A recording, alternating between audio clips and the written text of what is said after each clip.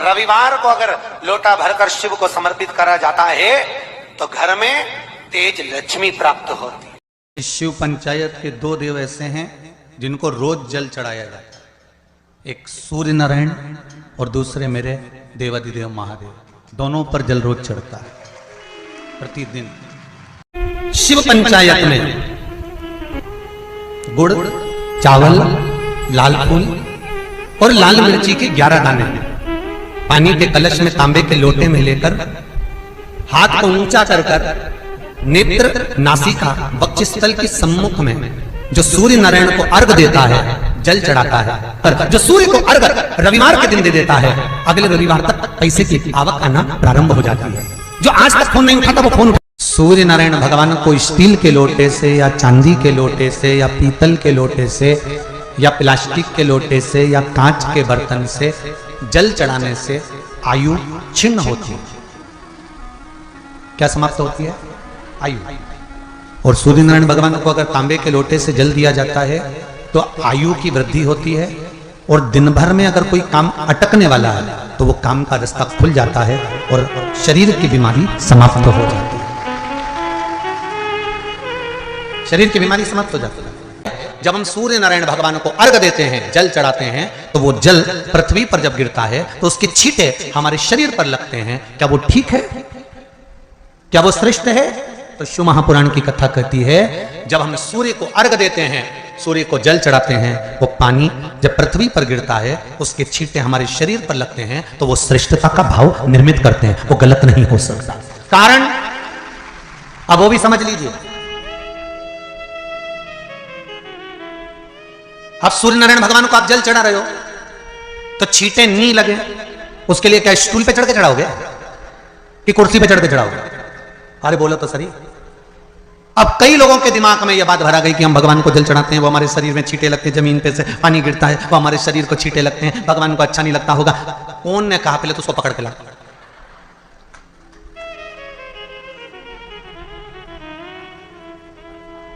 क्योंकि मेरे राम जी महाराज, मेरे भगवान कृष्ण, बड़े बड़े संत, साधु, सन्यासी, तपस्वी, साधक, उपासक जितने भी हुए, जिन्होंने सूर्य की आराधना करी, इन्होंने टेबल पे चढ़कर या कुर्सी पे चढ़कर जल नहीं चढ़ाया। इन्होंने पृथ्वी पर खड़े होकर ही, क्योंकि पृथ्वी तत्व के देव है शिव। जब हम मृत्यु लोक पर खड़े होकर, पृथ्वी पर खड़े होकर भगवान शंकर का भाग पृथ्वी तत्व को धारण कर कर जल को हाथ में लेकर जब समर्पित करते हैं और जो जल नीचे गिरता है वो शरीर पर अगर लगता है तो हमको उसका आशीर्वाद ही प्राप्त होता है, दोष नहीं लगता। पर लोगों ने इसको विपरीत कर दिया। कि कौन ने विपरीत करा? कई लोगों ने इसको विपरीत कर दिया। कौन ने विपरीत करा? तो जो दूसरे धर्म के लोग होते हैं, जिनको हिंदू धर्म से नफरत होती है और जो हिंदू धर्म की पूजन, सेवा, अर्चना को समाप्त करना चाहते हैं, वो धीरे धीरे धीरे धीरे कहने लगे कि सूर्य को जल चढ़ाओगे तो शरीर में लगेगा, शरीर में लगेगा तो दोष लगेगा। इसको कह कहकर घर घर में सूर्य को जल चढ़ाना लोगों ने बंद कर दिया कि आप जल चढ़ाएंगे तो दोष लगेगा, शरीर पे छींटा लगेगा, शरीर को ऐसा लगेगा। ये दोष नहीं है। कितनी सुंदर बात है महाराज।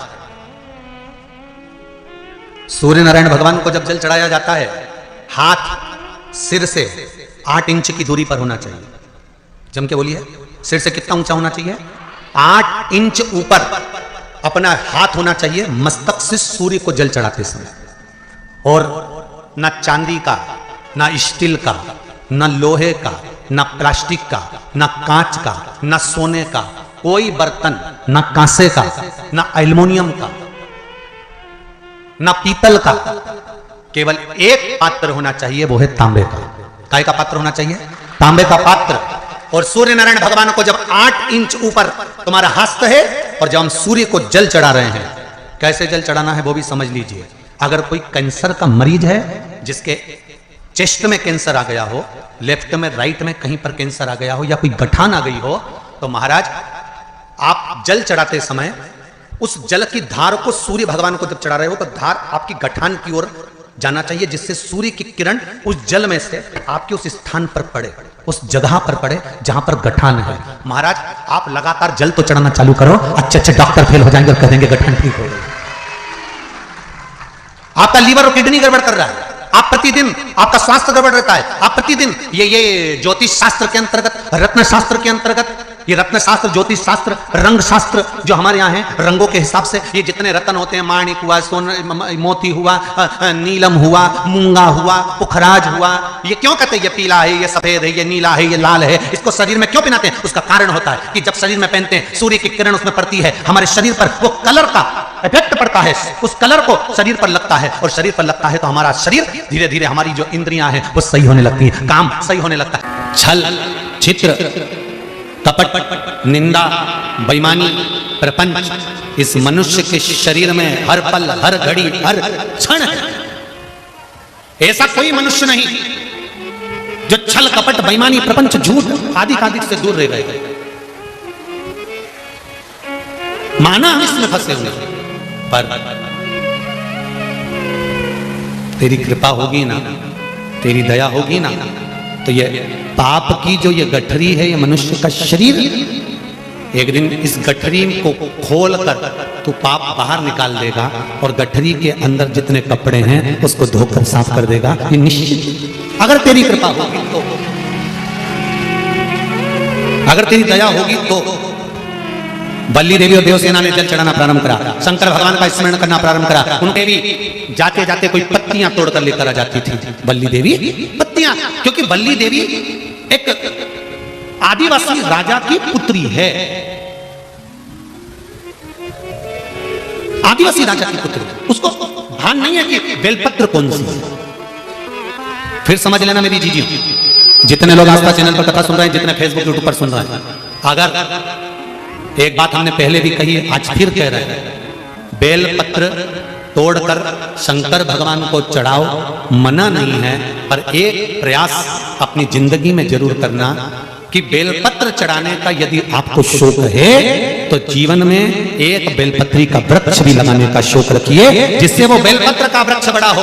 और बेलपत्र का वृक्ष जब बड़ा होगा, आप संसार में हैं नहीं है, हम संसार में हैं नहीं है, पर यदि बेलपत्री का वृक्ष रहेगा, आपके द्वारा लगा हुआ वृक्ष रहेगा, उसमें से कोई बेलपत्र तोड़ कर जब वो बड़ा हो जाएगा, उसमें से बेलपत्र तोड़कर कोई शंकर भगवान को चढ़ाएगा, तो जिसने बेलपत्री का पौधा लगाया है, उस बेलपत्र चढ़ाने का फल उसके भी खाते में चला जाएगा और उसकी भी जिंदगी संवर जाएगी। इसलिए बेलपत्र चढ़ाओ, मना नहीं है, पर बेलपत्र का एक पौधा अपने बगीचे में, आसपास में, मोहल्ले में, जहां तुम्हें मौका मिल जाए वहां जरूर।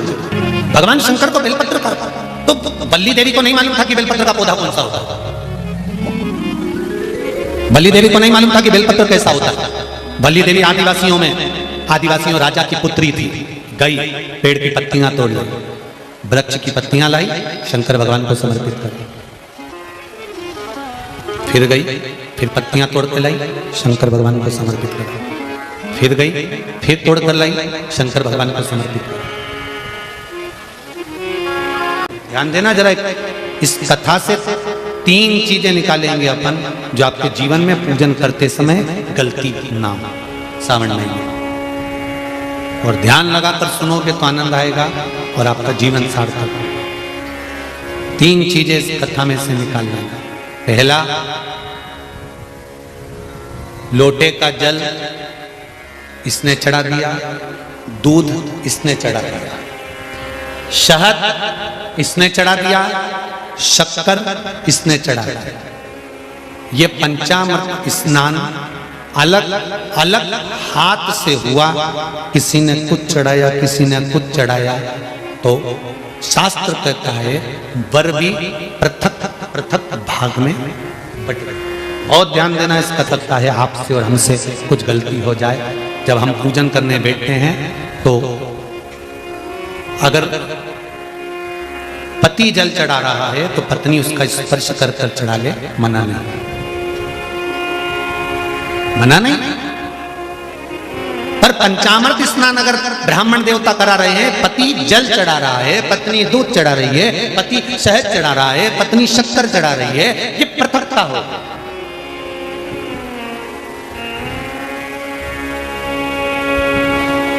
या तो दोनों को जल चढ़ा, दोनों को दूध चढ़ाना, दोनों को शक्कर चढ़ाना, दोनों को कितनी सुंदर बात है पशुपति व्रत की कि प्रसाद जो शंकर भगवान के मंदिर में एक हिस्सा लेकर आते हो, उस हिस्से को भी पृथक नहीं करा जाता। उस हिस्से को भी जिसने पशुपति व्रत करा है, एक हिस्से का प्रसाद उसी को खाना है, यहां तक है कि दूसरे को नहीं देना। शंकर भगवान के मंदिर में, शिव जी के मंदिर में नारियल तक नहीं फोड़ा जाता। क्यों? वो पृथक हो जाएगा। खंडित बेलपत्र समर्पित नहीं करी जाती, वो पृथक हो जाएगी। शंकर भगवान को धतूरा चढ़ाया जाता है, पूर्ण चढ़ाया जाता है। चावल का दाना चढ़ाया जाता है, पूर्ण चढ़ाया जाता है। एक बेलपत्र चढ़ाई जाती है, वो पूर्ण चढ़ाई जाती है। पृथकता ना रखें। अगर बल्ली देवी और देवसेना दोनों अगर जल चढ़ा रही थी तो दोनों हाथ में जल के पात्र होते और दोनों चढ़ाती, पर एक जल ये चढ़ा रही थी तो एक जल का पात्र ये चढ़ा रही थी। उसने कहा कांवड़ की यात्रा है, एक डंडे में एक लोटा बांध, एक तुम लेकर चलो, एक हम लेकर चले। नहीं नहीं नहीं, जल ले जाओ, मंदिर तक भी ले जाओ, पर चढ़ाते समय अगर तुम चढ़ा रही हो तो जल के दोनों पात्र तुम्हारे हाथ में होना चाहिए, दूसरा नहीं। जल की पृथकता नहीं, पृथक भाव।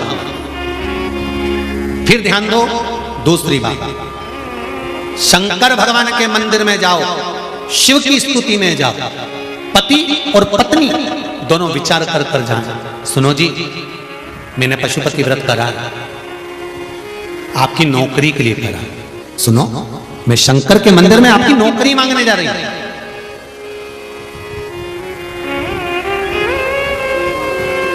मैं नौकरी मांगने जा रही। अब शिव मंदिर में आप गए, व्रत करा था, पति को भी साथ ले गए, दोनों ने प्रणाम करा, शंकर भगवान प्रसन्न हो गए। सबसे पहले शंकर भगवान ने पति से कहा तू मांग ले, पहले तुझे क्या चाहिए, क्योंकि तेरी पत्नी का व्रत है, उसको बाद में दूंगा। उसने व्रत करा, थोड़ी तप साधना और कर लेंगे, तू मांग। पति ने कहा मुझे वर दे दो, मेरी एक मकान और एक प्लाट उलझा पड़ा है, वो सुलझ जाए। शंकर भगवान ने पत्नी से कहा अब तू मांग ले।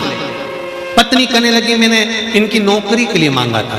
शंकर भगवान ने कहा तूने नौकरी के लिए मांगा था, पर तेरा पशुपति व्रत जब तूने प्रारंभ करा था, तेरे मन में भाव आया था कि नौकरी मिले और मैं और मेरे पति दोनों शंकर की धोख लगाने के लिए जाएं, और भगवान के सामने जब हम झोली पसार के मांगे तो एक जैसा हमारी कामना पूर्ण कर देना। अब तेरे पति ने प्लाट का भाव मांग लिया और तू नौकरी मांग रही है, दोनों में पृथकता। फिर निवेदन करेंगे शंकर के मंदिर में जाकर पति को बता देना कि मैं शंकर के मंदिर जा रही हूं और मेरी आराधना का कारण ये है, और उस आराधना के कारण ही मैं आपकी नौकरी के लिए, आपके व्यापार के लिए, आपके व्यवसाय के लिए, आपके लिए मैंने ये करा, और इसीलिए मैं पशुपति व्रत कर रही हूं, और मुझे पूरा विश्वास है शंकर भगवान मेरी मनोकामना पूर्ण करेंगे। तो दोनों जाएं और दोनों प्रणाम करें, तो दोनों के प्रणाम करते समय वर भी एक हो कि भगवान नौकरी लगा देना, प्रभु सुन लेना मेरे दाता, तेरी कृपा चाहिए। पृथकता का भाव। हाँ, पति अलग पशुपति व्रत कर रहा है, पत्नी अलग पशुपति व्रत कर रही है। ये संकट सोमवार में भी होता है। जोड़े से जब संकट सोमवार किया जाता है ना, तो पति पत्नी को निर्णय ले लेना चाहिए कि हम किस चीज के लिए संकट सोमवार कर रहे हैं। पहले निर्णय लिया जाए, तब पति पत्नी दोनों संकट सोमवार का व्रत करें। अब व्रत कर लिया दोनों पति पत्नी ने संकट सोमवार का, जोड़े से पूजन कर रहे, जोड़े से अभिषेक कर रहे, और उद्यापन भी बोलो जम के जोड़े से कर रहे। और वर क्या मांगा? पति ने सोचा था दुकान का, पत्नी ने सोचा था पार्लर का। निर्णय अलग था। अंत समय प्रभु आना पड़ेगा, वचन दिया तो निभाना पड़ेगा। आए नाए प्रभु कुटुंब कबीरा, अंत समय प्रभु आना पड़ेगा। अर्घ देने गुरु जी पंचदेव पंचायत में सूर्य नारायण भगवान शंकर की पंचायत में हैं।